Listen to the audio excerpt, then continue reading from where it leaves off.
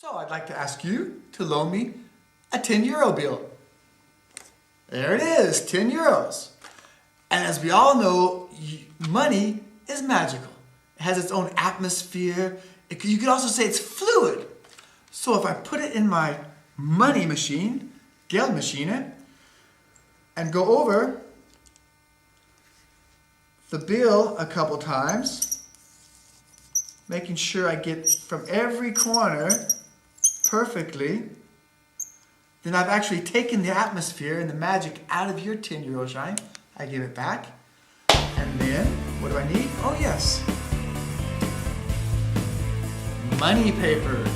Very important. It has to be exactly the same size as the 10 euro shine. You can buy these, of course, at any salvage shop for 10 euros. We run over. 1, 2, 3. And there we have it. Voila. 10 euros.